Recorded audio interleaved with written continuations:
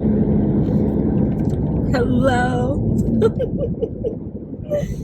Everything's so funny to me. I have never felt so beautiful in my life, and I'm dressed like a grandma. But I just, like, I look at myself and I'm just like, you are magnificent. Magnificent. You're a beautiful creature. Like, everything about where I'm at right now just feels so beautiful. I know that there's some people who have asked me about my experience and wanted me to share, so I will share a little bit about my experience. I sat with, let me see if these were free. I don't know if I need them. I feel like I don't need them. So I sat with ayahuasca 2 nights in a row, and the first night I was the first person to drink, and I didn't know what to expect. I had no idea how long it would take to kick in. I had no idea, that we were going to sit in silence. I don't know what I thought, but as soon as the opportunity came to me, I have felt very, very calm and peaceful in my life. I moved into a home recently that right next to the beach, there's a nature trail in the backyard, and it's 1 block from the ocean, and I have felt so relaxed. I am like taking naps in the middle of the day. You couldn't rush me if you wanted to. I'm just very I just feel calm. My roommate, housemate, person that owns the house, she's about 25 years older than I am. There's one other woman who's a little bit younger than me, and we just get along so great.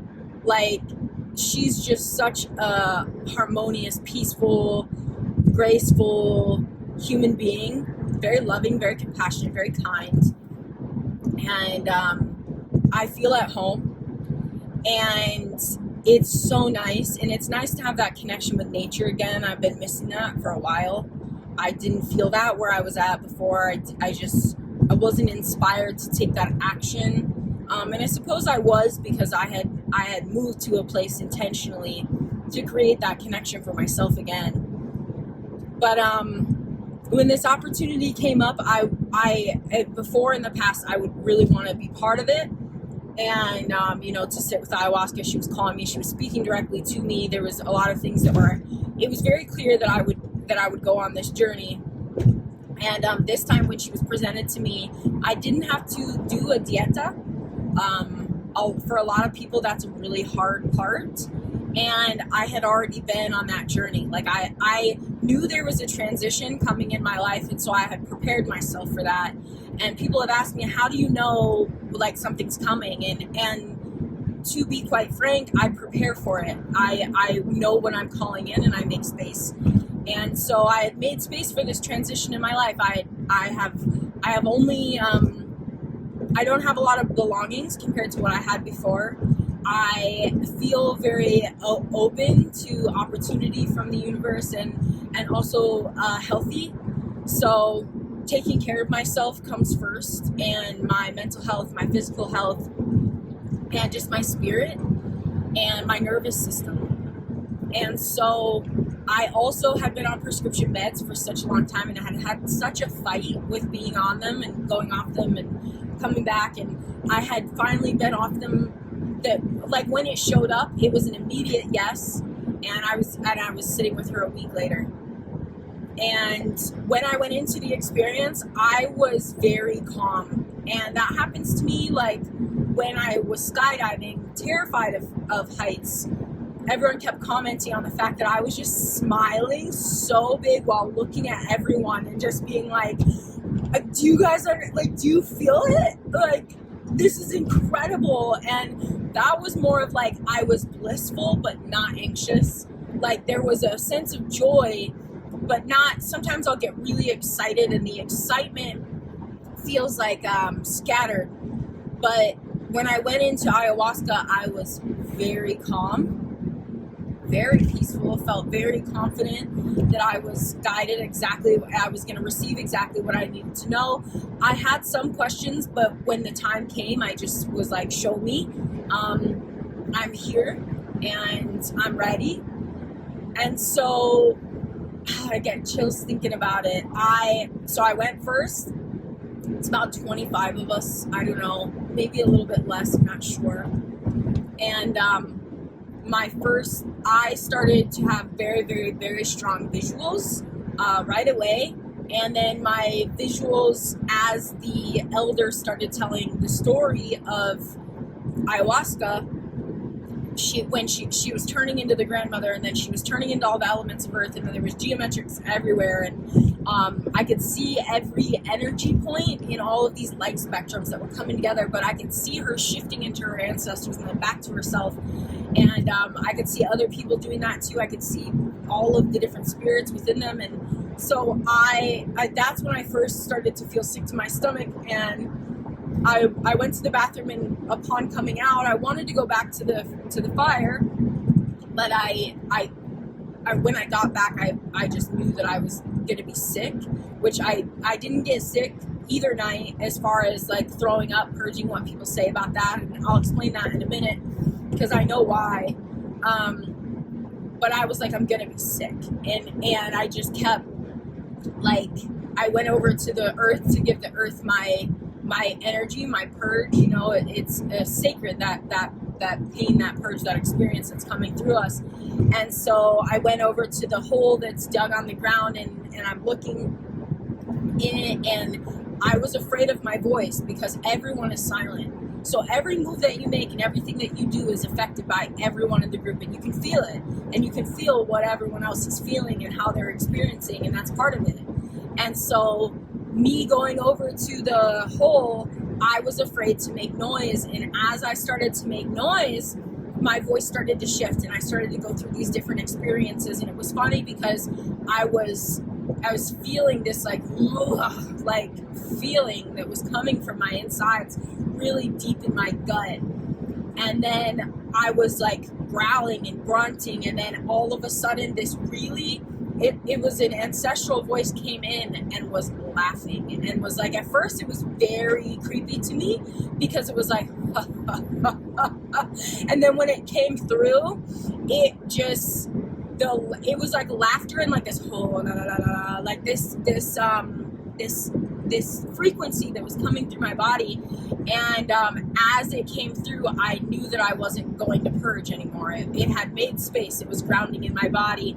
And so I stood up, and the elder actually was over to my side, because they were picking me up from the ground and purifying me, putting some oils on me and allowing me to smell it and to come back into my body. And because I was like, there's something that wants to come out, but I'm fighting it. That was when I was like screaming at the ground, and I was like, there's something that wants to come out, and I'm fighting it. And she was like, if it's not coming out, it doesn't need to, and like, it may not be ready yet. So that made me feel really peaceful. And then that's when the ancestor voice started coming online for me. And after that, the first night, it was very joyful. I laughed. That was my thing. That was what I couldn't stop doing. I could not stop laughing. I would be by the fire, and I'd be dancing with this energy ball, and just like feeling my body moving and feeling the energy coming through my body, and everything was hilarious. Even the things that were so stressful in my life, they were so funny, and it seemed so stupid. And then everything being so stupid was really funny, and then my problems just seemed really stupid but funny. And so this laughter that came from the inside of my system, it was like my purge. It was pushing out all of these like stories of why I was stressed or what I was like, humans, like we're so quick, like we want to do things so fast, like where do we think we're going? Like, that was funny to me. And then worrying about things that we thought would happen in the future. Like, my friend was trying to make this perfect burrito pile of her blankets. And then we were by the fire the entire night. I was just laying on the ground right next to the fire. And she was like, why was I so worried about the burrito? It was so funny. And we couldn't stop laughing about it. And then my laughter would come in, and then it would take a different tone. and then it would take a different tone, and then that was funny to me. And so it was just this feeling of like life gets to be like that. Like, it's funny. It's really funny. And it's joyful. And then I had this like legacy feeling where it was like, what do I want to be remembered for? And one of my angels, when I picture her, it's her laugh. I can remember her laugh, and I know what her laugh sounds like. And so I was like, I want to be remembered for this, like for how I just was filled with laughter and joy and playfulness, and the way that I was dancing. I have this way of dancing. Some people call it the tribal boogie. I don't know. I have these energy balls that I play with, and I love doing that, but I also love exploring so many different ways of dancing and movement, and it just makes me really happy. And so I thought about that, and I was like, I want to be remembered for staying in the dance. It's not that I want to be remembered for a specific dance, but I want to be remembered that I stayed in the dance. Like when I die and people are talking about me, I want them to talk about my laughter. I want them to talk about my joy. I want them to talk about my movement, my dancing, like, that being inspiring, this playfulness. And that was really powerful for me. And it was so funny to hear other people and their experiences. Like, one person was having a hard time putting their sweater on for like 20 minutes, was talking to their sweater, and was like saying how profound that was for them, because it was just so human. Like, all of these things that happen, they're just so human, and they're just part of it. And it's just so funny, just struggling so hard with something, and then finally just being like, okay, like, I can't put a sweater on. And then it just comes. And there was many insights that I had the first night. But if looking back, there's just this feeling of like love and playfulness and compassion for myself, and not being afraid to use my voice. At the beginning, when I was the first person making noise, there was other people making noise. I felt like my noise was the loudest, and I also could feel that it was impacting people. And then even last night's experience, there was a friend there who their inner child came out right away, right at the beginning, and before anybody else's noises started coming to the surface, because there is the Icaros that comes after the second cup. And so I didn't even do the second cup last night. But there's songs that are played, and they're very synchronistic. It's very beautiful. And before that, it's silent, and every move is felt by everyone. And even after the Icaros, you can feel the movement, the sound, and the frequency that everybody is in. And so my friends started calling out, help me, I just need help. And it was their inner child, and you could hear it. And like, I'm so confused. I don't know what's happening. I don't know what's going to happen. And it was beautiful, because I had to sit and listen and not do anything. I knew that they were in that journey.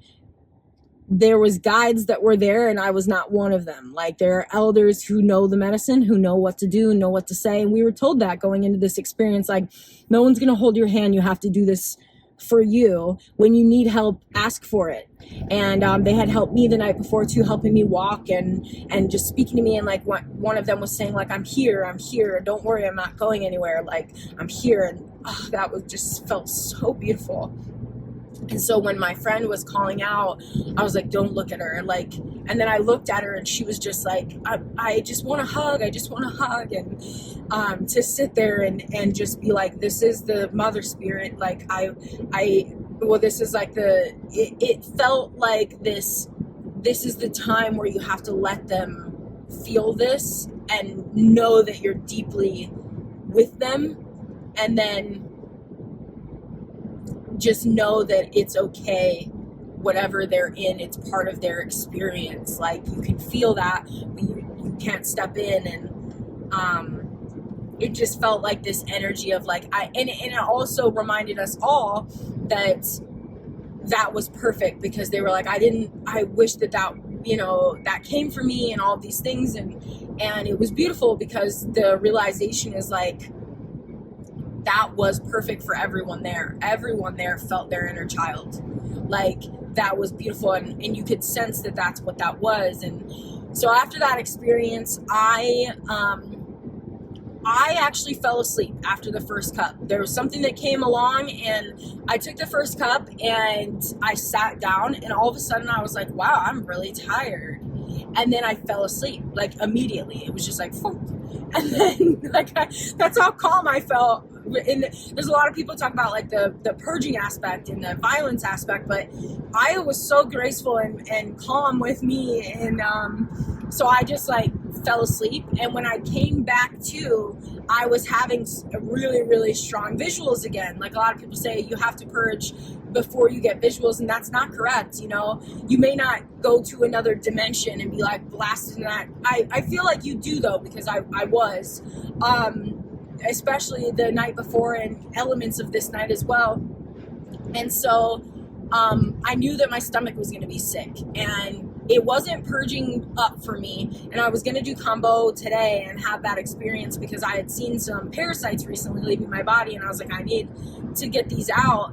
But I also chose not to do that anymore. And I spoke to me in this way, like, you don't have to do that anymore. You don't have to continue to purge that way. You don't have to feel it that way. Like this gets to be really, it gets to just be peaceful. And that was something I just never, I was punishing myself, and I didn't need to anymore. And it was funny, I got up to go to the bathroom, and it was light language came on for me. And first it was just the sound. I was doing this with like the bottom of my hat, and I could see things shifting, and I could hear my breath like, and I could hear it making this noise, and I could feel it flowing in my body, and my throat chakra became this like big open light. I could feel how light it was. I could feel it expanding. And I've said pretty frequently, this is the time of the throat chakra for me. My car is even blue because I bought it because I was like, this is the year of the throat chakra. So I felt it, and then on the way to the bathroom, all of a sudden the voice that from the night before came back, and I could feel it in my gut. And as I felt it in my gut, different frequencies would come in, and it was like I couldn't stop them. They were just coming in, but what they were doing was taking all of the energy in my body that wasn't for me and pushing it out. And so I was having this experience where the sound frequency was healing me, but I was making the sound frequency, and it wasn't a sound that I've ever heard before, and it wasn't something I've ever made before. And so it was very interesting, and I did that for a while, and it just called everything out of my body. And then when I came back to the fire, I had this feeling like, you know, when you're in the collective, and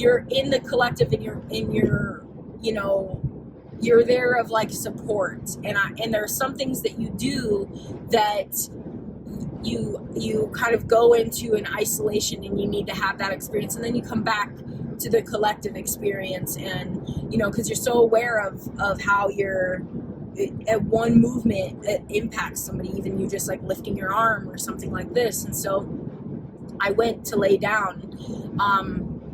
I had called in my dad. I wanted to talk to him. I really wanted to talk to him. And when I laid down, I had brought one of his shirts.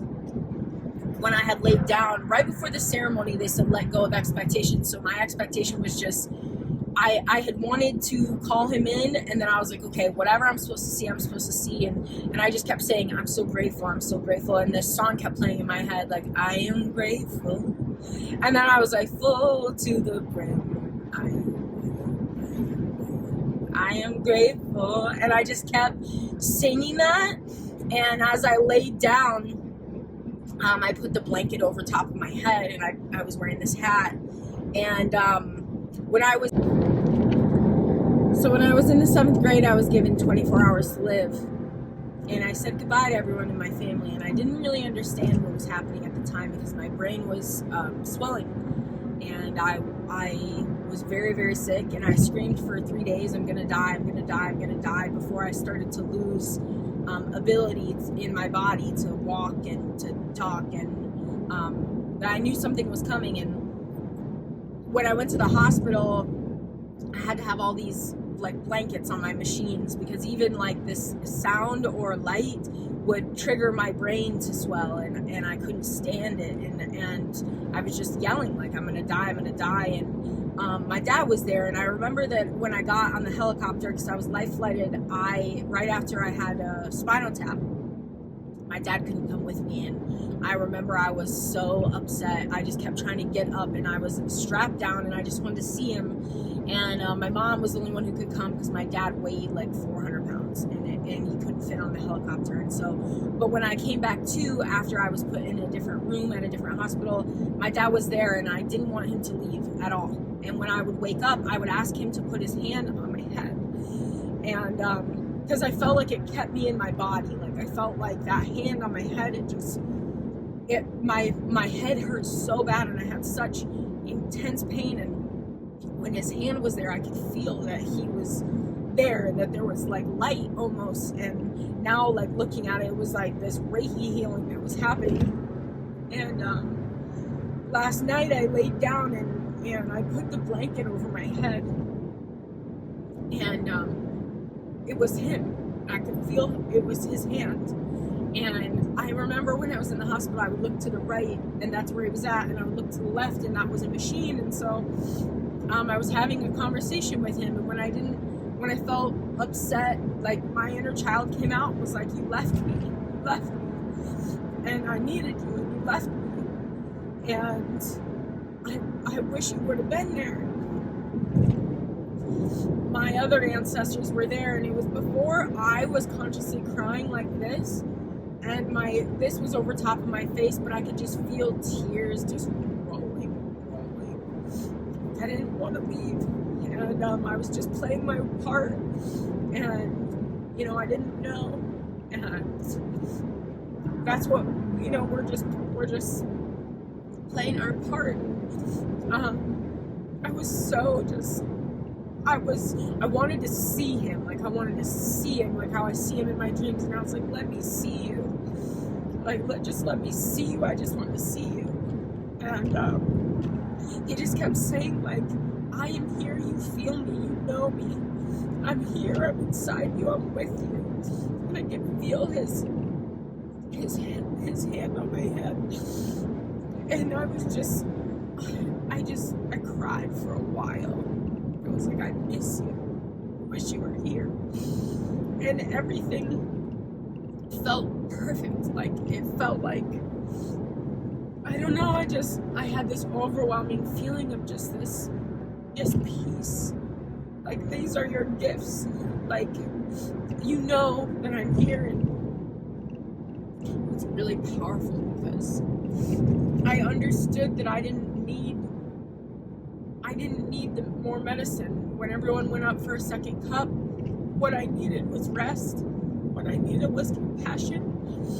What I needed was to stop punishing myself. What I needed was just to feel like I was exactly where I needed to be. That I didn't need to push myself all the time. That it was okay to just enjoy the moment and to just be calm and feel peaceful. And I have really cultivated a life where I can feel peaceful no matter what. I worked really hard for that, and I know there was other things that I felt, but I just knew that I could rest. And just like that, I fell asleep. And I woke up when they were doing the second cup. I could hear when they do the second cup, they call in this healing. And I missed it the night before, and I missed it last night too. I could hear them. And she was saying like this sound, like coming over and washing it and allowing the fire to take things away. And you sit around the fire, and the fire changes throughout the night, and it's very beautiful. And I got up and I used the restroom, and I came back to my spot, and I just said to myself, like, there was just this voice of just compassion and peace that was like, there's a whole life for you. You don't need to blast off. You don't need to, feel like you have to work so hard. You don't. This is perfect however you are. And I just went back to sleep. And I even slept through the closing of the ceremony, and I was fighting my responsibilities and my legacy and all these things. I had this feeling like, and I understood it the first night of like, oh, the only thing that was my responsibility was just to cultivate a sense of laughter and play and joy and peace. And I didn't have to do anything outside of that. And all these other things, they seem so stupid.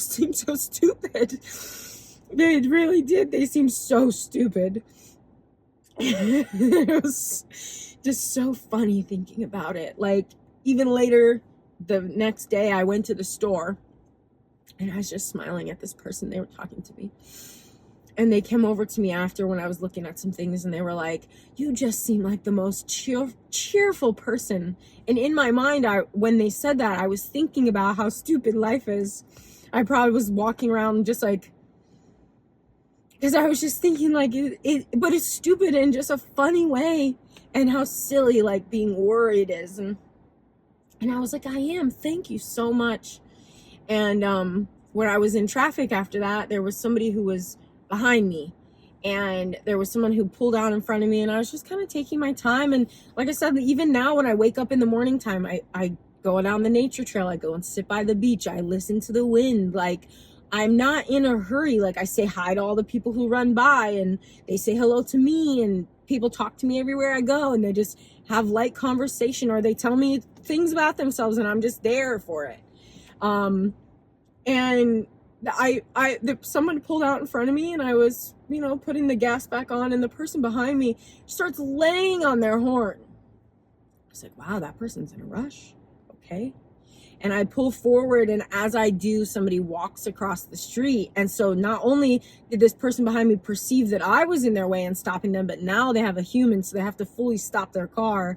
And I could see how upset they were by that. And I was like, oh, that's how the universe works. You're in a hurry, and you're wanting to go somewhere or whatever, and then it sends kind of this, like, be patient, and cultivate that within yourself. And so I thought that was so funny. And then, I kept feeling like, what was my responsibility, and how do I really integrate that into my life? And last night I the closing of the circle was really important. It's very important. But even when I was laying down and I was,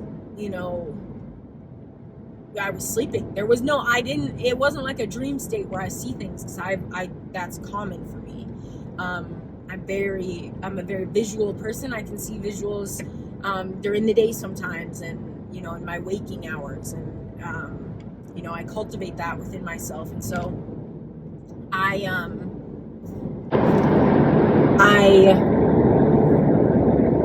just had this feeling like my purpose was just to do what I was doing confidently, like to feel so aligned that there's nothing that pull me, to know that my intuition was correct, to know that I was being guided, to be able to speak about the fact that I am being guided, and that I do know things, and that it allows other people, like, so beautiful. On the car ride home, another friend was talking about how I'm just myself authentically, and how that was really impactful for them to show up, because it gave them permission, and they were thinking about that and the way that they represent themselves in their lives, and how I cultivate that within them. And it was so beautiful, because on the way there the night before, I was talking about how it's been hard for me in my life to talk about some of the things that have happened, because I make people uncomfortable.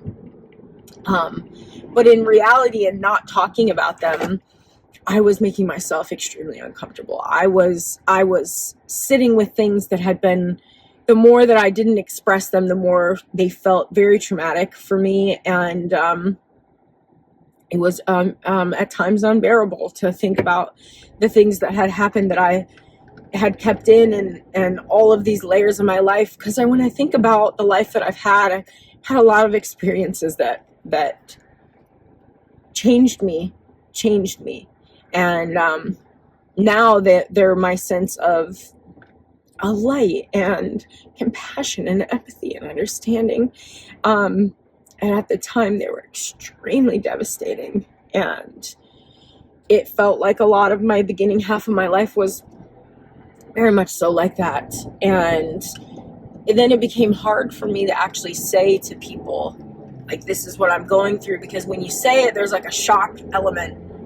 And then you say something else, and it's like, well, it reminded me of also when this happened in my life, and there's a shock element, and you can feel that in people. But the more that I talk about it, the more it just feels like it was perfect, and I have to just know that if I'm not talking about it, there's other people out there who also don't feel like they're worthy to talk about it. And I don't want to live in a world where these things aren't normalized as part of the human experience, because it makes us feel alone. And so I gave myself this permission last night on the way there, because I was like, I'm talking about some things that could potentially trigger other people. And then I had to just trust, like, my voice matters, like what I heard the first night was like, you can't be afraid of your voice. And then what if your voice is just laughter? Like, the different stages of my voice while I was fighting with myself was very interesting, because there were parts where it was like this gnarly noise that was coming from within and wanting to give that to the earth. And then these parts where I was just crying deeply, and then finally just coming to this place where it was funny, like, and it got to just be funny, and that was fine, like, not just fine, but beautiful part of it, like, so I wanted to share this because there's a lot. I mean, I had the idea that Aya would be very, and also our leader, the elder was a woman, and gosh, she was so beautiful. And man, there was supposed to be a man, and we were doing hape the night before, getting ready to ground for the ceremony. And I have this Feminina Forcia, and so we're doing the Feminina Forcia, and as we are, me and my friend, the elders start talking and collecting, and they were like, oh, this person's not going to be here, so we're going to have Victoria lead. And there was this sense of like, okay, we're going to share with the rest of the group and see the feedback. But immediately I was just laughing, because I was like, oh, the Feminina Forcia is here, like, my friend and I were talking about this stepping into the feminine, and stepping into the feminine in a place where our strength is like, we have to, for me, I saw this in so many other people while we were there, is like, I'm never going to have the masculine show up in my life and lead in the way that I want, and be able to hold space while I, am like this the feminine energy, like while I'm dancing, and I won't have that unless I take a step back and see my power. And my power isn't in the holding of it. My power is in the chaos of it, and in the beauty of that, and my intuitive gifts, and being very honest about, I haven't been, with what and I think I was just seeing layers in mastery of it to be able to speak about it in a way where I'm ready. And that's so beautiful. And we were talking about the wisdom that comes from this feminine energy, and this compassion, the gentleness, the kindness, everyone kept saying gentle. Like the first night, everyone was like, I was very gentle with me. This wasn't this like strong, like stern, like father energy. It was very gentle. And I felt that as soon as the Feminina Forcia arrived, I was like, oh, this is what that is. And I felt it, and her presence was beautiful. And it's funny the way that I see people now, because she was saying that the way she sees herself is so beautiful, because she sees everyone's reflection of what she's providing and who she is. And I kept looking at myself today, and I was like, I am so beautiful. Like, I was like, I'm so beautiful. I've never felt so beautiful, and it's because it's my internal is just, it outshines anything that I could try to put on my face. I just feel so beautiful, and I'm so grateful. I'm so grateful for this experience. I'm so grateful. I'm so grateful that there's so many things, the music, the people, the situation, the feeling safe, feeling peaceful, feeling calm, feeling like I can make the choices that I need. You know, when I was sleeping during ceremony, I just kept thinking, well, before I went back to sleep, because it was a choice, right? They're like, we need to all gather and hold hands, and I made the choice not to. And in my mind, I was like, I'm there. This time right now is for what I need to do. I'm still there. Like, whatever's happening in that experience is still impacting me. So I don't have to be physically there. I'm all of it, and I am there. And so it was this feeling of like, I can just rest. Like, I can really just be at peace, and it's so beautiful. I never felt that before. My nervous system, there's an entirely different feeling that I feel. I was sitting with my hands like this in the car the whole way back, and I can still feel it, my heart beating in between my hands, and my heart beating in between my fingers. And to be alive is just so beautiful. To be able to feel that, to have that connection to my body, and I'm so grateful. If you're out there and you have more questions, let me know. I'm happy to share. There's a lot of other things that happen, but these ones are the important ones. I had some other things come in from different energies and people and inspirations, and they were with me, and you know, people in this reality, and I could feel them, and that was really, really a great experience. All the synchronicities of life, feeling like I was exactly where I was supposed to be, and that it was part of a plan that I didn't need to know.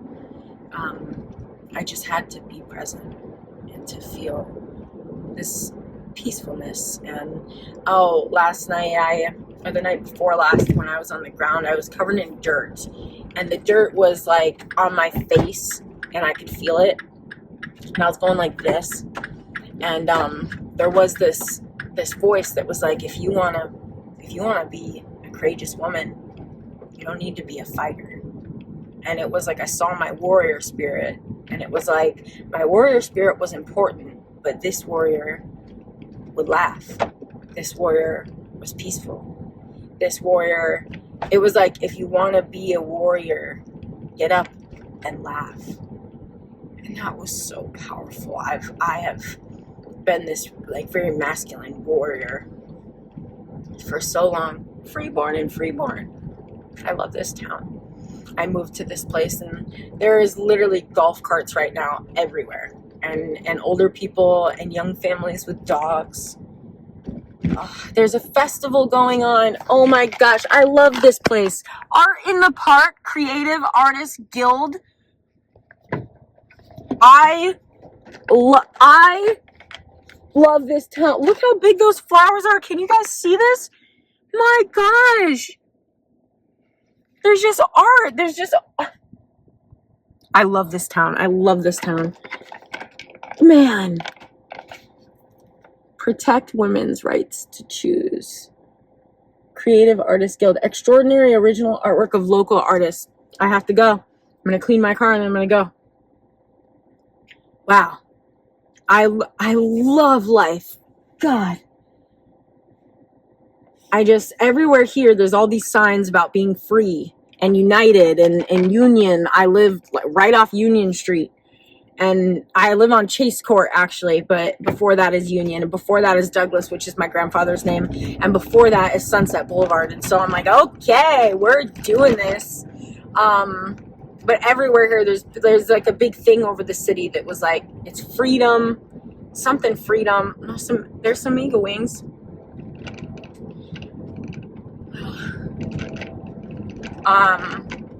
Yeah, there's just this sense of calmness. There's this sense of peace. There's this sense of, man, this life, it's so beautiful. It's so beautiful when you allow it to speak to you, you know? Like, really being present and to have compassion for yourself and to know that you're worthy of so much love and it's within you. And allowing myself to be seen and to be heard and to be experienced, that was a big part of it. And to come to this place of, you know, if you want to be a warrior, laugh. And that was profound for me, because I kept seeing myself just like wiping the dirt off my face and not purging, like not feeling like there was this, because I purged for like 19 years with bulimia, and that's why I didn't do combo this morning, because the spirit of these medicines were just showing me like it's time for you to feel joy and peace and compassion and to let yourself dance your dance and to come out of this protection mode. And it's not for you. It will make you sick. And what is for you is just to let things flow through you and to be this, like, just dance, to just be the dance and to be the art and to live life that way. And that was profound for me. And I just feel like, yeah, the warrior laughs. And at first I saw this like crazy woman, you know, with like the dirt everywhere, who's like getting up and her eyes are like this big and she's just like, because that was the first laugh that came through. But after that, it was just a funny, playful laugh. Like, it was just like, why would I take this so seriously? Where do I think that I'm going? I'm just going to come back and continue these things, this karma, these cycles. So why be so serious while I'm in it? What is the point in that? Like, oh, I'm so studious. Like, I know all the things. Like, you don't. It's beautiful that you go deep with your life.